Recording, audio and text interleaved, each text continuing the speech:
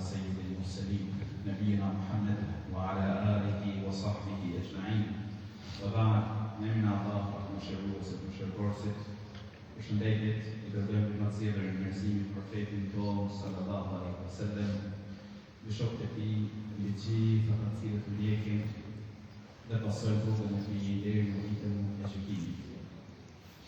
Profeti sallallahu alaihi wasallam përmend një hadith ku thotë kur zgjohet deri e Ademit, të gjitha gjymtyrët I nënshtrohen gjuhës. Dhe I drejtohen asaj këtë e thamë përkësoju Allahut. Sepse ne jemi me ty. Nëse ti drejtohesh, ne do të drejtohem. E nëse ti shtrembrohesh, ne pra do të pasojmë, do të shtrembrohem. Normal, dhe këtë hadith I profetit sallallahu alaihi wasallam dhe në pak rëndësia e gjuhës. Sepse nëse ajo dhe të flasë mirë, dhe të fjatë mirë, shpëtojnë edhe gjymtyrë tjera. Po nëse gjuha dhe të flasë keq, të flasë gjëra të cilat e hidhrojnë Allahut, gjymtyrë tjera do të dënohen për shkak të saj. Gjuha është pra më e rrezikshme. Nëse ajo është në rregull, I tërë trupi e pason në drejtë. E nëse ajo shtrembrohet, gjithë gjymtyrat tjera do ta pasojnë atë pra çfarë gjuha ka përcjellë. Dhe tregon Enesi Zoti qoftë I kënaqur me I një hadith për profetit sallallahu alaihi wasallam ku thot, pra përmend imami e robët të profetit alaihi salam, pra nuk arrin drejtohet ose nuk arrin atë vendin e duhur. Derisa të drejtohet zemra e robët. Dhe nuk drejtohet për profetit sallallahu alaihi wasallam zemra derisa gjuha e robët pra jetë aty ku duhet. Gjuha e është pra e cila mund të çojë robën në zjarr. Në gradë më të ulët të zjarrit. Po ajo është që mund të lartësojë dhe nderojë lirin e Ademit. Njëherë, tregon të Buhariu Zoti qoftë I kënaqur për I, I erdhën profetit sallallahu alaihi wasallam dhe filluan të përmendin për një grua.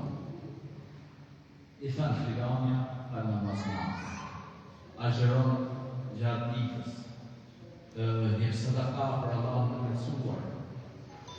E vazhduan, pra të vazhduan të përmendin punën e saj, konë këtë punë, konë atë punë. Vetëm thanë se ajo, ai keqe. Ajo I nëndon komshit e saj me gojën e saj, me gjuhën e saj. Profeti alaihi salatu wassalam tha, ajo është zjarr. Dhe në një hadith tjetër, përmend profeti alaihi salam se tregon se me fytyrat e tyre bëhet shkak se ty në zjarr ka gjuha. Gjuha e njëri. Për gjërave faktikisht që janë të përhapura sot, janë dy sëmundje të cilat janë të përhapura në mas dhe ato kanë të bëjnë me gjuhën e robët. E para është përgojnimi. Ndërsa e dyta janë të thashë themet për me I përçarë njerëzit.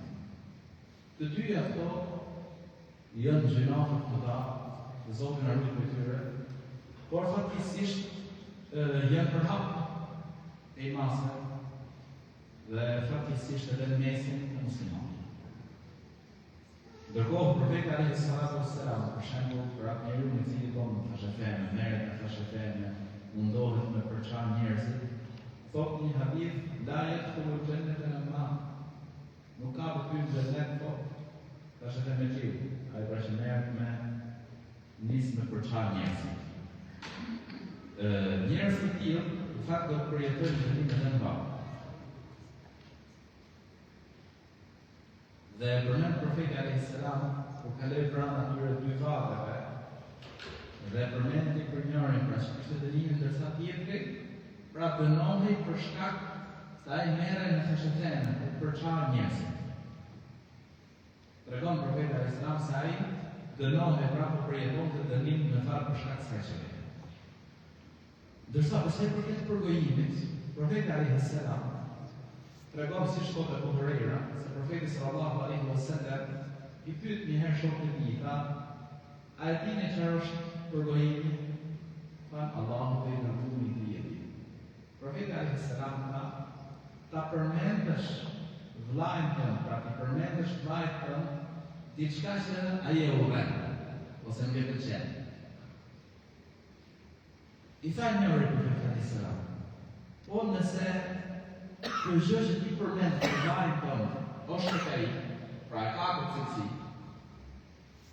Profeti sallallahu alaihi wasallam tha, nëse kjo gjë është tek ai, pra nëse kjo që ti thua është tek ai, atëherë ti e ke përgojur. E nëse kjo gjë nuk është pa profeti sallallahu alaihi wasallam tek ai, atëherë ti ke shpif për to. Pra në të dyja rastet, Zoti ka ruajtur.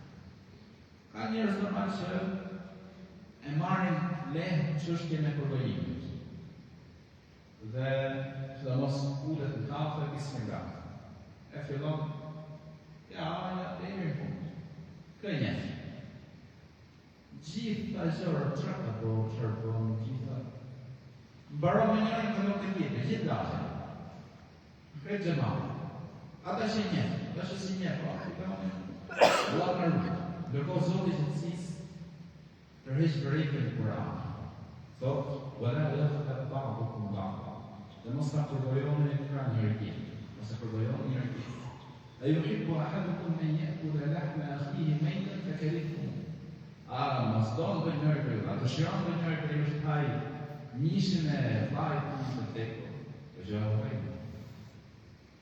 Pra krahason Zoti i Gjithësisë pra përgojimin me ngrënien e mishit, pra personi që është i vdekur. Aq e rëndë. Dhe profeti alayhis salam e konsideron pra prej mëkateve të mëdha. Madje tregon profeti alayhis salam natën kur ndodhi Mi'raj, Isra dhe Mi'raj. Pra udhëtimi i profetit sallallahu alaihi wasallam nga Shafia Beitul Maqdis në xhamin Aqsa dhe nga Aqsaja Zoti i Gjithësisë ngriti profetin sallallahu alaihi wasallam drejt qiellit, ku foli profeti alaihi wasallam me Zotin e Gjithësisë e në këtë udhëtim përshkruan profeti sallallahu alaihi wasallam se thot kam kaluar bi qawmin lahum marartu bi qawmin lahum afar. Thot kam kaluar pranë disa njerëzve që kishin thonjë e talë, gjallë. Dhe ata gricnin me tokë profeti alayhis salam fytyrat e tyre dhe gjoksit e tyre.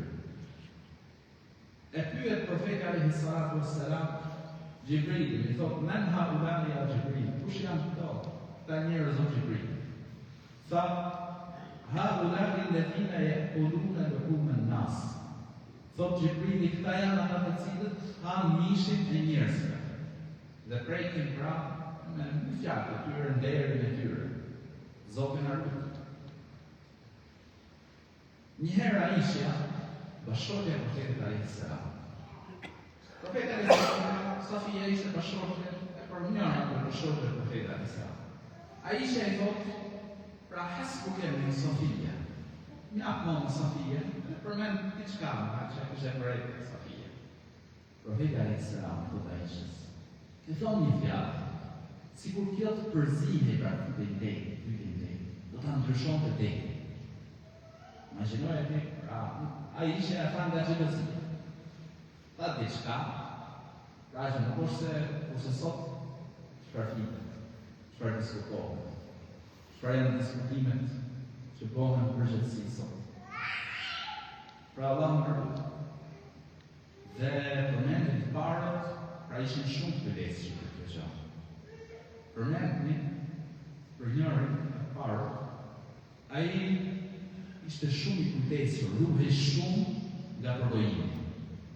Por një herë ndodhet një ndenjë dhe filluan diskutimet. Derisa kaluan përbëjimi. Ky heshti nuk reagoi. Në mbrëmje, kur më shtet në këtë gjumë, shikon një anë. Ku shtet gjithë ata që ishin aty prezent, ishin ujë duke ngrënë mishin e atij personi. I thanë figurën, hajde hap. Tha jo, nuk më thonë të ngrënë. Pra dhe më pas që edhe kur je prezent në një vend ku bëhet pipet, pra duhet me reagu me thonë po. Ja, s'osh prezent.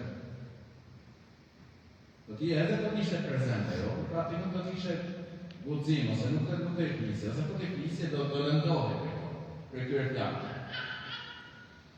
Dhe muslimanët duhet me pas shumë kujdes. E konsiderojnë përbëjimin dietarët, ka për këtyre konsiderojnë më të rëndë se moraliteti. Madje më të rëndë se magjistari. Se magjistari mundohet përpiqet i bën dëm një personi. Kurse ai që merret me përbëjim ose fashëfeme, pra fashëfeme gjiva që merret në lafë, baj te i çoja në ndarë këtu baj, ky përbëjuesi dhe fashëfeme gjiva mund të shkatrojnë më shumë se sa magjistari. Tregojnë për një ngjarje, përmend njëri prej dietarëve, për një fashëfeme gjë që njihej. Shkon dikush me një sklav, kohën kur ishte sklev. Ky shitsi ishte njëri tjetër i drejtë. Edhe i thot, shiko, këtë sklav thot është njëri që punon shumë. Punën nuk ka shajë, por ka i keqe, merret me fashëfeme. Dhe këta po ta tregoj, thot se ta kesh parasysh. Ai apo punë, tjerë. Ky ishte tregtar që udhtonte në një vend të tjetër. Ndodhi një kohë që udhtoi, se si e gjen fëmijën, i thot bashortës tij, ai thot anë ka dëshyti këtë tjetër. Dhe pra kam kanë me martim me të. Kur vjen, dhe i të prapë, po të shikon, unë thot, do të mësoj diçka, po kur kthehet herës tjetër, do të mësoj gjë që ai lidhet shumë me ty. Kur kthehet herës tjetër, i thot shkon, priti ty simet mjekës, edhe sitet e thot diu një natë që ai po lidhet shumë me ty. Ndërkohë, vjen bashkëshortja e saj dhe shikon. Bashkëshortja jote, gjatë kohës që ti s'ke qenë këtu, s'ka qenë besnike ndaj teje. Dhe ka bën plan me prapë. Kështu që ti sonde, boje si të poshtë në katë mos prish unë, po shife. Edhe ky, do sigurisht në gjuhë, kur ajo të mëton, gjohet, i ta marrë e bretë. Vin njerëzit e asaj e vrasin këto. Përmendet se në këtë kanë hyrë dy fiset luftë, janë vrarë 20 veta. Pra çështja e fashëfemeve, marrjes në lafë, përgojimet, është çështje e rëndë. Allahu na ruaj, prandaj muslimani duhet përpiqet që me qenë i kujdesshëm për gjuhën e tij, me qenë i kujdesshëm çfarë flet, me qenë angazhimi i tij normal në punë të hajrit, me qenë angazhimi i tij për mendje Zotit, dhikri. Allahu na përmirësoft, Allahu përmirësoft gjendjen tonë. Allah është për të mënyrë, sallallahu alaihi wasallam, wa baraka ala nabiyyina Muhammad.